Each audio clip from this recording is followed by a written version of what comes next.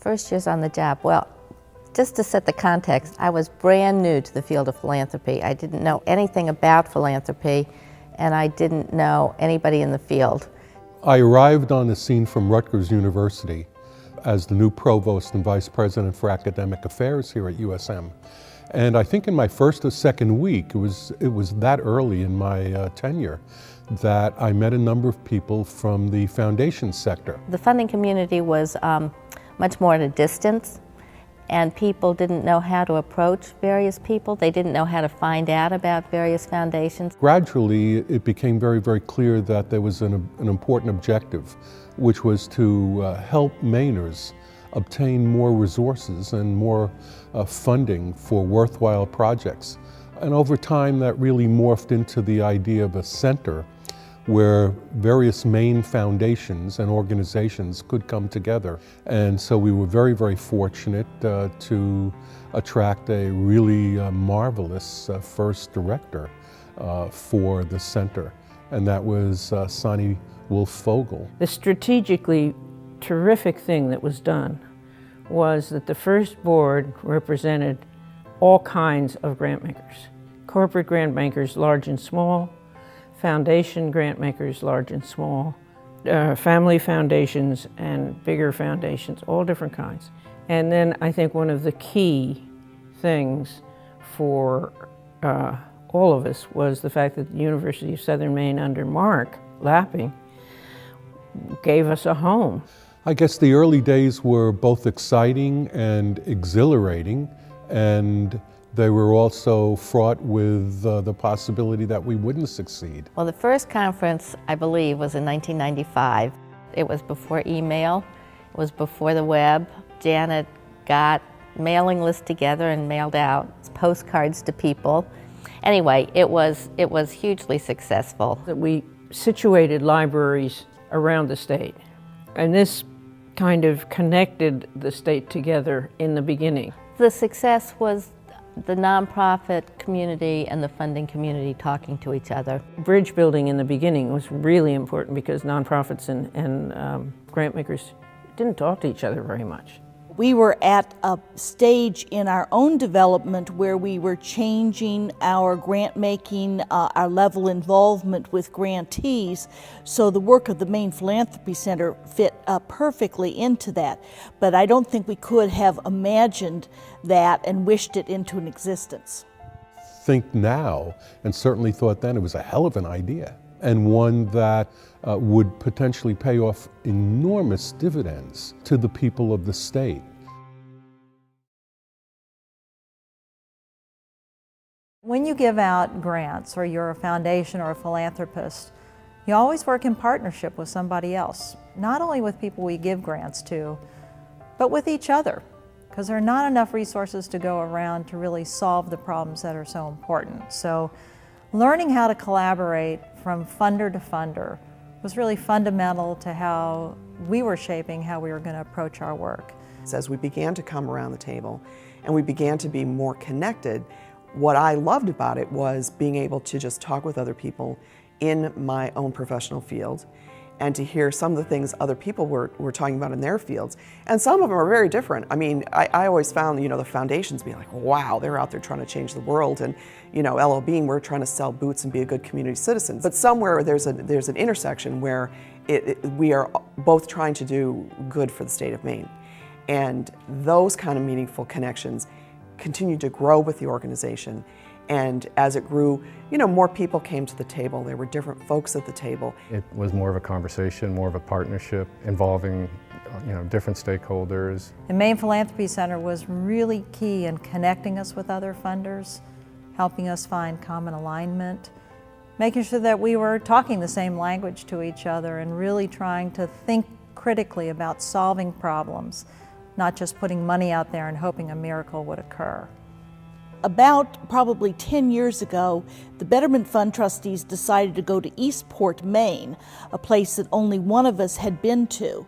And when I told Janet Henry that that's what we were doing, she said, "Oh, do you know about," and in this case, it was Janet Taylor and the C.F. Adams Trust, and she encouraged me to look into what they were doing in down East Maine. I did it. It was so relevant to what we were doing and the connections that we were making, and that began a connection between us and the C.F. Adams Trust, and eventually grew to be the Down East Funders Network, where we at least got together and talked about the funding that we were doing and encouraging other foundations to jump into Washington County and do work. Maine Philanthropy Center has really been the go-to place to bring us together, to provide a safe place to have candid conversations, and to figure out who shares those common interests so we can work together and leverage our resources to go further.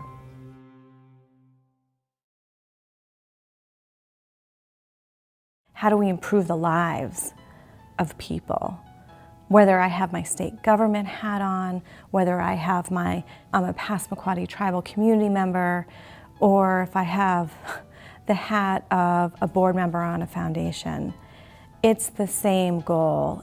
We have a chance to really look to see who's out there that isn't being spoken to, who really wants to have a voice and hasn't been asked to have a voice. I think the challenge in the relationship between nonprofits and foundations really is about the power differential. And it's there and it's real. And I think it partly needs to be acknowledged. How do we let this shape good public policy so that the work we're doing is really applied for the public good? Because at the end of the day, that's really what matters. We're a very poor state. A challenge in the future is going to be really having smart conversations about that around the state, and some leadership that acknowledges that and wants to make a significant impact in that area. Government has a tendency not to reach out to the nonprofit community and to the philanthropic community on a regular basis. And I really think it's important for the philanthropic community to step up into that leadership vacuum and to really bring the public sector to the table as well as the nonprofit sector to the table. So the role of the philanthropic community in playing that convener and to take that leadership role in bringing those other two sectors to the table is critical to the future of Maine. I think it will be better once we have the three of those sectors at the table: government, community, and philanthropy. It's funders and nonprofits, it's funders and government leaders. That's got to be there or this isn't going to work. We can't keep on having hit and miss. That's endemic to the political process in the United States and in Maine. Philanthropies, it seems to me, in the center can really play a really crucial role in long-term systemic change generation. And I think that is a great future for the MPC. There's work that needs to be done. I think there needs to be a stronger voice around social justice issues. I think we have to have different communities at the table and part of those conversations. Low-income people need to be part of the process. The strength of MPC will continue to be the connections, but probably also emphasizing maybe some new ways of working together, and I look forward to that. And when I think about what we need to do moving forward in the philanthropy sector, I think we need smart people, we need leadership, and we always need to have a good sense of humor. That's important too. To run a nonprofit, you have to juggle a lot of things: programs, boards, personnel, just to name a few. It can be tough keeping all these balls in the air. But probably even tougher is the funding. Money, dinero, bread, scratch, cabbage, cold hard cash. You've got government grants, earned income. If you're lucky, you have endowments. And then of course you got private philanthropy. That's its own set of balls. Small balls and big balls. $18 checks in honor of a bar mitzvah. And then Libra-sized balls that you can only dream about. Big balls. To get your hands on any of these balls is a challenge. There's so many hoops to jump through. You have to bend over backwards, and sometimes you have to just lie down and take it. It starts with letters of interest and pre-applications and needs assessments and concept papers and then full applications. You've got to have performance measures, best practices, evidence-based, outcome matrix, deliverables, frameworks, learnings, pilot programs, model programs, one-time grants, multi-year approaches, collaborations, cooperation, partnerships, and the dreamiest of dreams, merger explorations. Letters of support, memos of agreement, memos of understanding, agreements of understanding, operating metrics, data proxies. Wait a minute, what is a data proxy? We're grooving with action plans about asset building by change agents who do community building. And we disseminate data-driven deliverables. Oh yeah, we do. Social work isn't important, but social awareness is, and social capital and social enterprises, social entrepreneurs, social innovation, social marketing, social media, social movements, social networks, and social ventures. It's cutting-edge stuff, and there can be fragile egos involved. And then you need to remember monthly reports, quarterly reports, annual reports, financial statements, audits, budgets, budget revisions, budget explanations, and interim financial expenditure reports. And in the end, you hope it all works and real change happens.